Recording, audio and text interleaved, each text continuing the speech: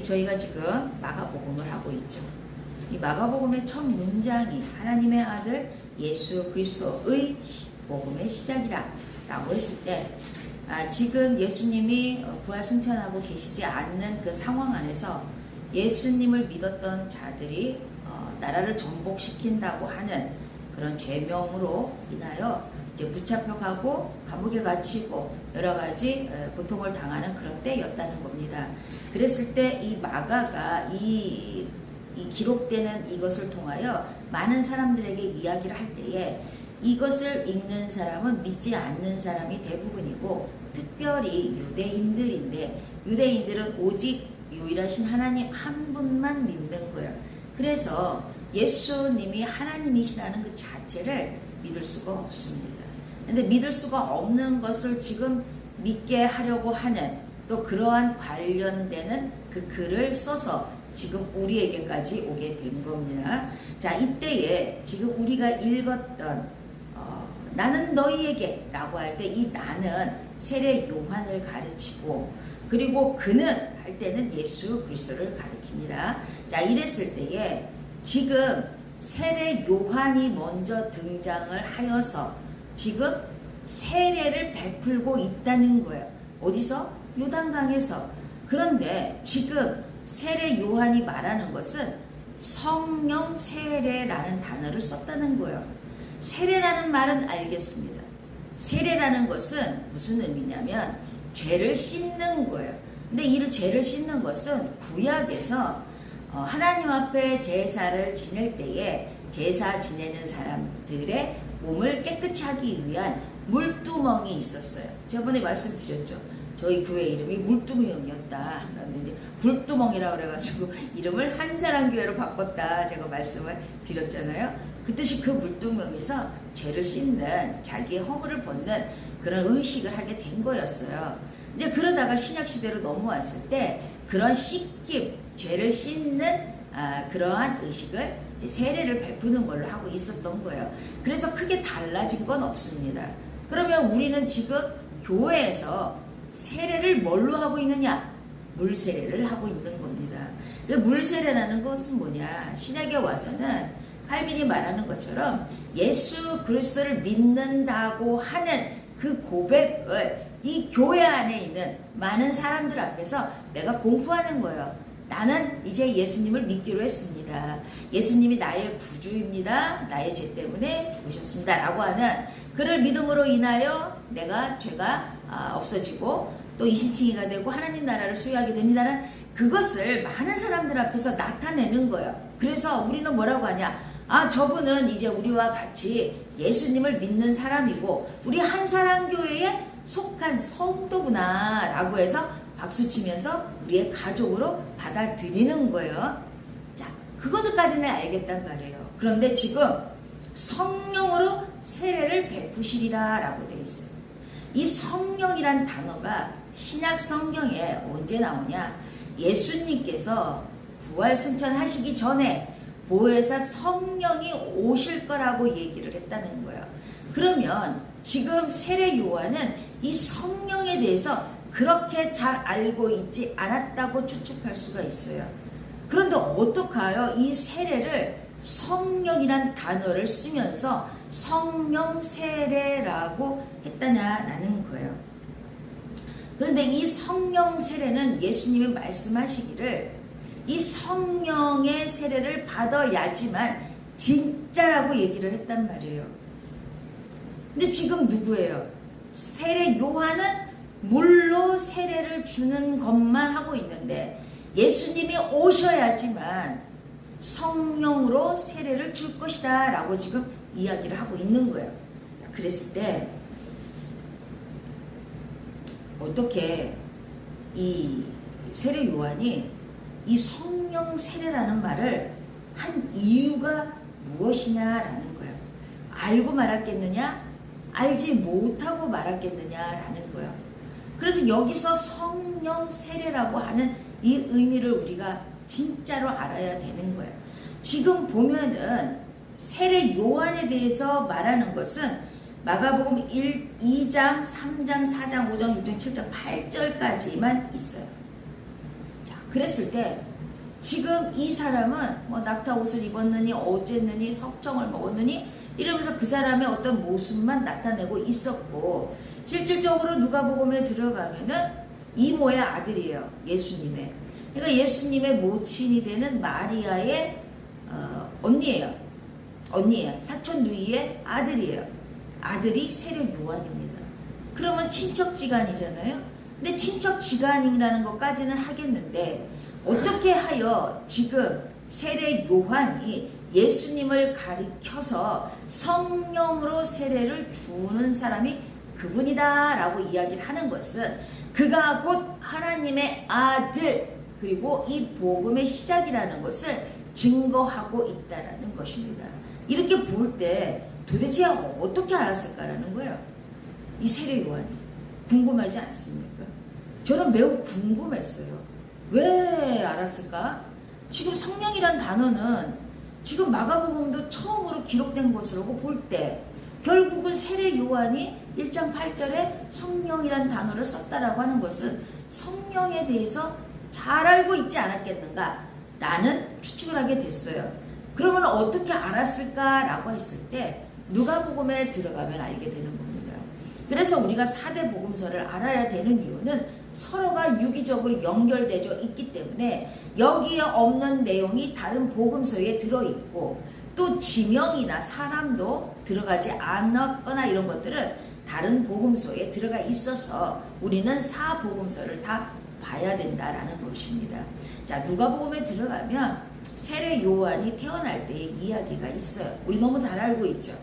자, 세례 요한이 태어날 때에 뭐 아버지가 어쩌고 저쩌고 해서 뭐 아이를 못 낳았는데 말을 못하고 저쩌고 이랬어요.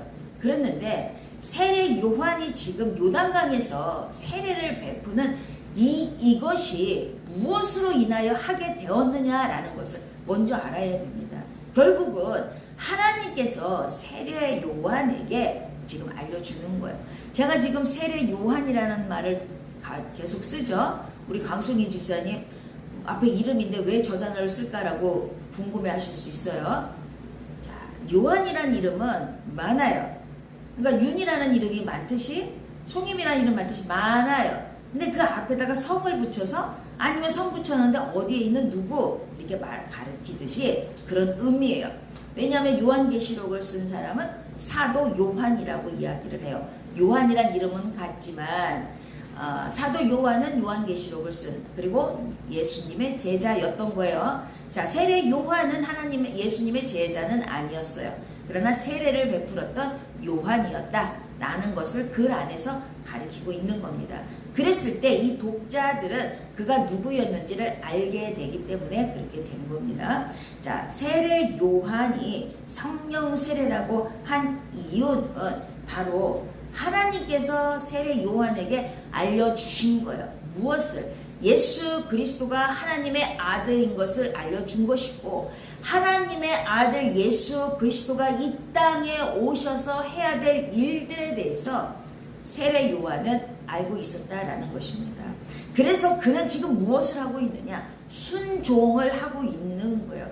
그래서 예수님이 오시기 전에 그가 먼저 와서 무언가를 해야 되는데, 그게 바로 이사야 글에 나타난 거예요. 보라, 내가 사자를 네 앞에 보내노니 그가 내 길을 준비하리라. 내가 하나님 내 사자를 내 앞에, 예수님 앞에, 그가 세례 요한이 예수님의 너 길을 준비하리라. 광야에 외치는 자의 소리가 있어 이르되, 이 사람이 바로 세례 요한이다. 너희는 주의 길을 준비하라. 그의 오실 길을 곱게 하라. 이 얘기를 누가 한다? 세례 요한이 할 것이라는 것을 이사야서에 나타났다라는 겁니다.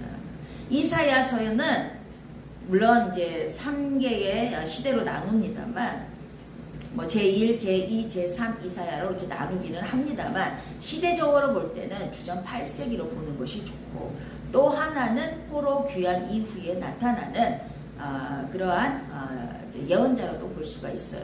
왜냐하면 성경은 편집설이 있기 때문에 그렇습니다. 자, 이렇게 볼 때에 이 사람 세례 요한은 하나님께서 콕 집어서 예수님의 길을 예비하게 한 사람이라는 것을 알 수가 있어요. 그러면 지금 우리가 복음서에 나타나지는 않지만 분명코 하나님이 예수님에 대하여 세례 요한에게 조목조목 알려줬다라는 것을 알 수가 있어요. 여기서 중요한 건 바로 그거예요. 지금 자기의 사촌이 갑자기 하나님이 되는 거예요. 그리고 예수님이 되고 구원자가 되는 거예요.